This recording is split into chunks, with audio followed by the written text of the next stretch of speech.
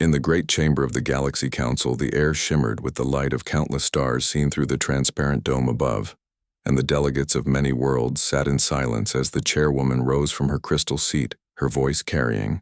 Across the vast room, like the echo of glass striking stone, she spoke of a new species discovered on the edge of the spiral arm, a small blue planet called Earth, home to the humans, a race that had grown fast and dangerous in a short time. They were clever and bold. Their machines reached the edges of space, their minds hungry for knowledge and power. The council had studied them, and what they found made many uneasy. Because the humans were unlike any other young species, they did not just survive. They conquered. They adapted. They fought. Their world had known endless wars, yet from that chaos they built unity. Their technology grew faster than predicted, and even now, they were building ships that could travel beyond their star. The chairwoman warned them all that if humans were not guided or approached with care, they could become a force none could stop. Among the council members, murmurs began to rise.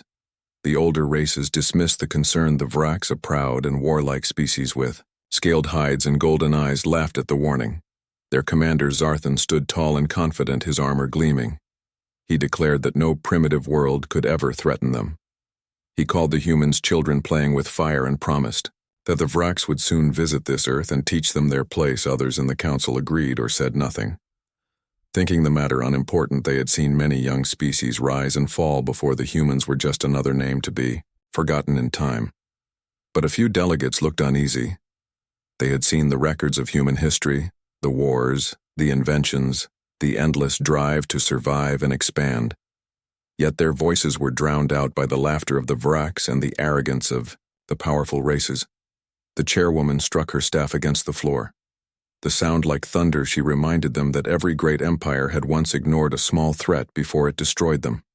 She told them of the data gathered from Earth. The humans had already harnessed nuclear power, had created machines that thought had begun to explore beyond their own world.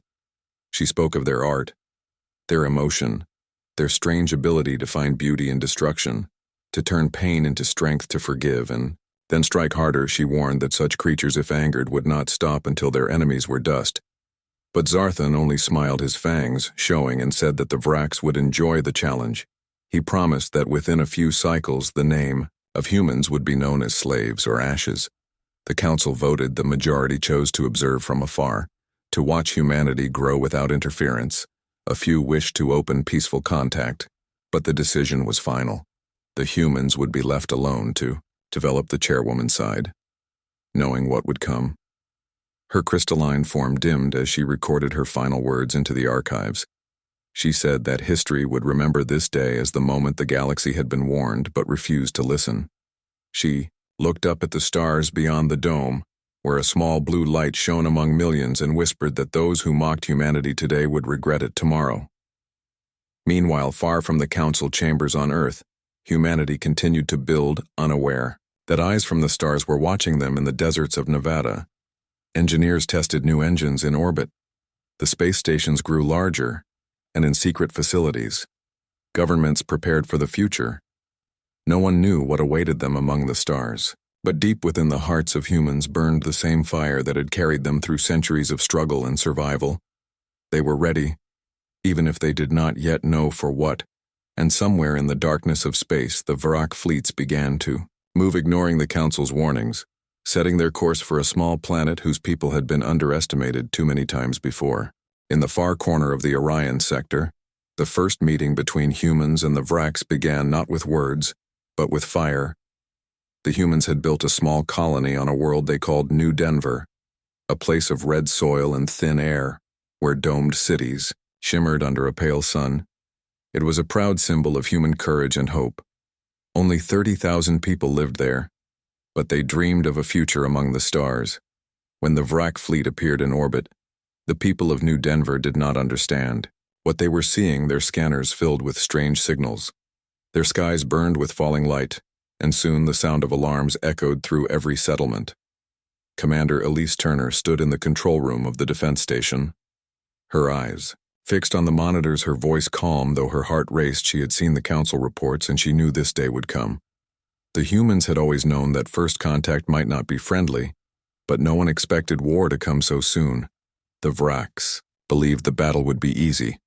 They saw a young race with small ships and weak weapons. Their leader, Captain Zarthan himself, commanded the assault fleet.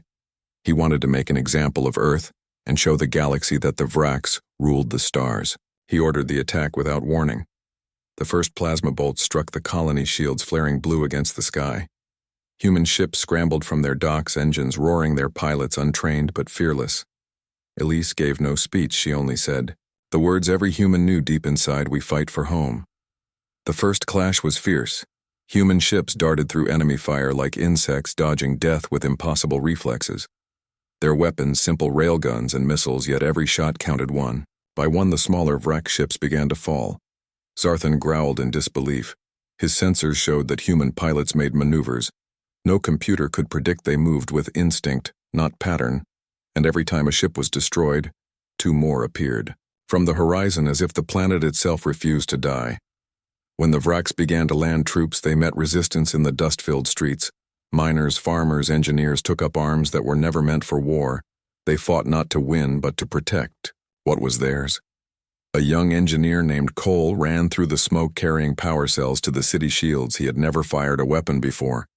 But when he saw the alien soldiers marching through the ruins, he threw a grenade made from mining explosives. The blast tore through armor that was thought to be unbreakable. The humans did not retreat. They fought from rooftops, from tunnels, from every shadow. Zarthan's fury grew. He ordered orbital bombardment to end it all. But his own ships were too close, and human fighters crashed into them in suicidal rams, their explosions tearing through the Vrak formation. In one last desperate act, Elise ordered her damaged command ship straight into the enemy cruiser.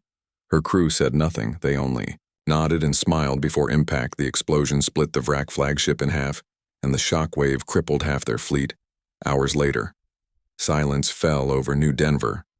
The sky was filled with debris, both human and alien. Elise Turner was gone, her ship. Nothing but glowing fragments, but the humans had held the line. Messages were sent to Earth carrying the story of the battle.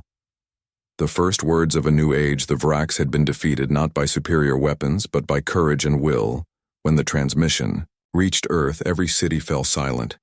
Then they cheered across continents. People raised their heads to the stars, knowing that they were no longer alone and that the galaxy now knew their name, but far away. Zarthan survived his ship, broken his pride, shattered, and he swore that the humans would pay. He did not understand what he had awakened in them.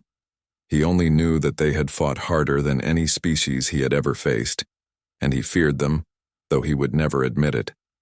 The humans did not know it yet, but this victory would echo through the stars, and the warning of the Galaxy Council would finally begin to make sense. The news of New Denver spread across Earth like a storm, and for the first time in history, all nations set aside their differences because they knew that humanity could no longer live in peace, while enemies watched from the dark sky. President Aaron Blake stood before the world, speaking not as a leader of one nation, but as the voice of all mankind. He said that humanity must unite or vanish. His words were simple, but they carried the weight of every life lost in the stars. Admiral Lisa Carter was chosen to lead the Terran Defense Coalition. She had once been a scientist who studied alien signals, and now she commanded fleets of ships that were being built in secret across the solar system. The shipyards of Mars and the moons of Jupiter burned with light as human engineers worked day and night. They used the wreckage of Vrak ships to learn everything they could, their minds filled with new ideas and new weapons. Every discovery made them stronger. Every mistake made them wiser on the other side of the galaxy. The Vraks gathered their forces. Zarthan had returned broken and scarred, but his rage burned hotter than ever.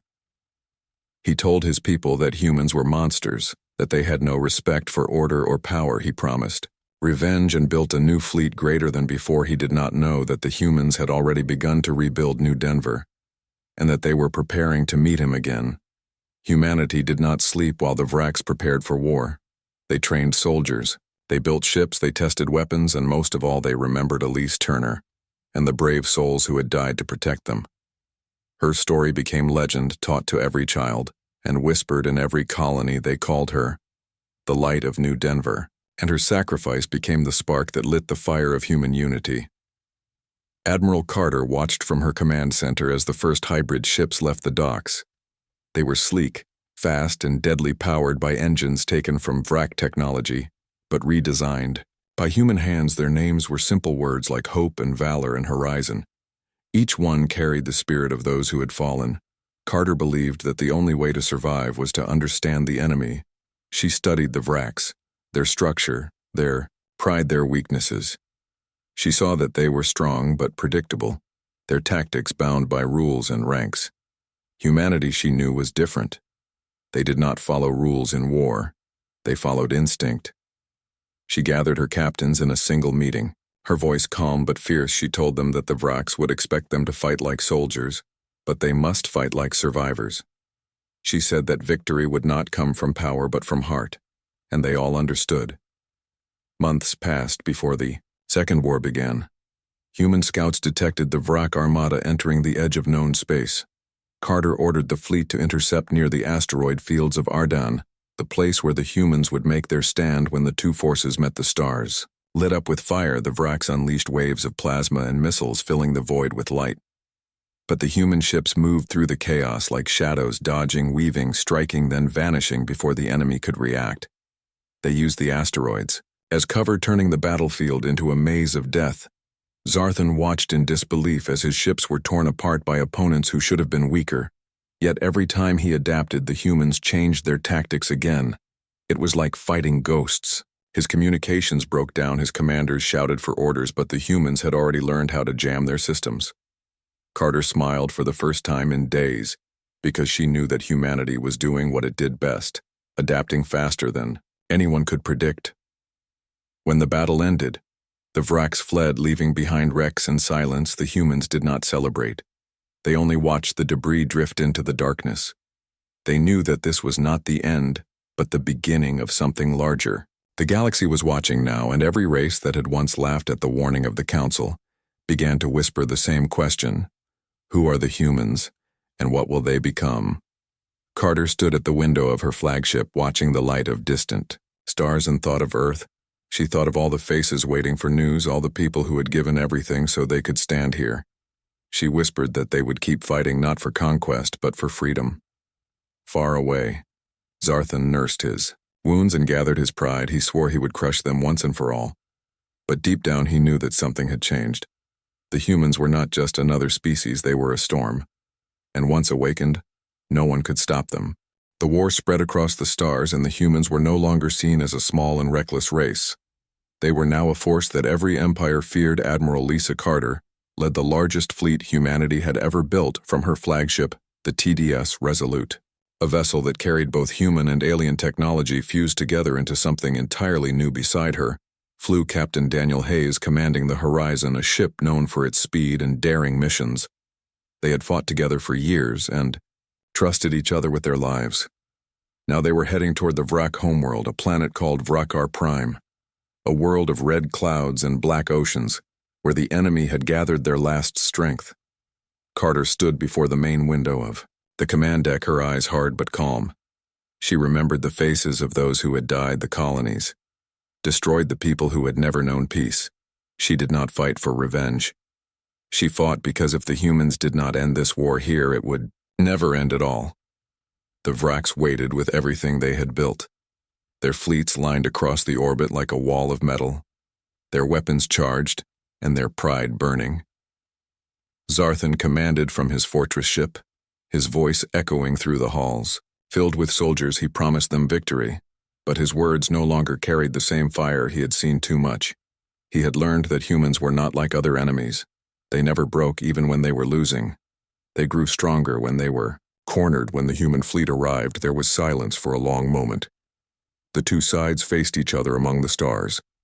Then the first shot was fired, and the sky came alive. The Vraks fired wave after wave of plasma and missiles, their energy, beams cutting through the dark. But the humans moved with impossible coordination. Their ships split and reformed again and again, weaving through enemy fire, their railguns striking the weak points that no machine had ever calculated. Carter's voice guided them, calm and steady. She told them to trust each other and to remember why they fought. The battle raged for hours. Ships exploded and burned their wreckage, lighting the void. Carter ordered the Horizon to flank the enemy command ship. Daniel obeyed without question. His ship dove through fire and debris, engines screaming, his crew silent, focused. They destroyed the Vrak support ships one by one, and when the path was clear, Carter gave the final order. Every remaining human ship turned its weapons on the fortress. Zarthan shouted in anger, commanding his fleet to hold the line, but they were falling apart. Every order he gave was met with chaos. His soldiers were brave but afraid of an enemy that refused to die. The humans fired everything they had, and the fortress cracked open, the explosion brighter than a sunrise. Zarthan's last sight was the face of the human fleet bearing down on him, and then there was nothing but fire. When the dust settled, the Vrakkar system was silent. The war that had begun with arrogance and cruelty had ended with a single message of defiance. Carter looked at the ruins of the enemy world and felt no joy, only sorrow. She opened a channel to the survivors, offering them a chance to surrender. But no one answered. The Vraks who lived still did not understand mercy. They chose destruction over peace. The humans watched as the once great empire burned and then drifted into silence. Carter stood before her crew and told them that this was not a victory to celebrate, but a lesson to remember. She said that strength was not in domination, but in the will to defend what is right. Her words spread through the fleet and through every colony across the stars, and the people of Earth wept for those they had lost and for those they had defeated. The Galaxy Council watched everything from afar, their networks filled with the images of the battle. The same delegates who had once laughed now sat in silence. The chairwoman of the council spoke at last, her voice quiet but heavy. She said that the warning had been true, and that humanity had become what she feared and hoped they would be, a power that could shape the fate of all worlds. She sent a message to Earth, offering peace and alliance, and Carter accepted, not for glory, but for the future. She wanted the galaxy to know that humans could build, as well as destroy. As her fleet turned home, the stars around them seemed brighter. The long war was over, but the legend of humanity had only just begun, and every world that looked up at the night sky whispered the same truth, that those who had disregarded the Council's warning had made their final mistake. The war was over, and for the first time in many years the stars were quiet. The humans had returned to their colonies. Their ships no longer carried the sound of battle, but the hum of peace. Yet peace did not come easily, because every victory carried a shadow of loss. President Aaron Blake stood in the Grand Hall of the new Terran Assembly on Earth. His hair was gray and his eyes were tired, but his voice was steady. He spoke to the people and to the millions watching from the colonies. He said that humanity had survived, not because they were the strongest, but because they refused to give up. He said that they must now prove that they could build as well as they had fought. His words echoed through the hall and across the networks that linked the stars. He promised that Earth would not rule the galaxy with fear, but with reason, and that they would never become what they had destroyed. The people listened in silence because they all remembered the faces of those who were gone and the worlds that had burned. Admiral Lisa Carter stood beside him, her uniform still marked with the scars of the last war. She had led the fleet that brought victory, but she carried the weight of every life lost. She did not smile when people called her a hero. She only said that she did what was needed. She spent her days rebuilding the fleet, not for war but for protection. She wanted to make sure that no one would ever again see their home turned to ash. She spoke to young cadets and engineers, teaching them not only how to fight but why they must always think before they do. She told them that power without purpose would destroy them faster than any enemy could. Her words were simple, but they reached the hearts of everyone who listened. Far away, the colonies grew stronger. The cities rebuilt faster than anyone expected, because humans were good at rebuilding. They had done it countless times before, from ruins and from nothing. The Galaxy Council finally sent envoys to Earth, their ships gleaming and silent. They came not as rulers but as guests. The same council that had once dismissed the warnings now bowed in respect. The chairwoman who had spoken against the Vraks stood before President Blake and Admiral Carter. Her crystalline form dimmed with emotion, she said that the council wished to welcome humanity as equals, that they wanted them to take a seat among the stars. Blake accepted, but he made it clear that humanity would never be ruled again. He said that they would share their knowledge and trade their science and offer help to those who asked, but they would defend themselves and others if needed.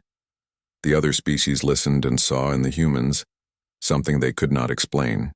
a balance between peace and fire. Carter said quietly that humans were not born to conquer but to endure, and those who endured could not be broken. In the years that followed, the humans became known not only for their strength, but for their compassion. They sent aid to worlds destroyed by war. They helped rebuild the cities that once belonged to the Vraks, and though some feared them, many came to trust them. Their ships traveled farther than any had gone before, and wherever they landed, they planted not flags, but gardens.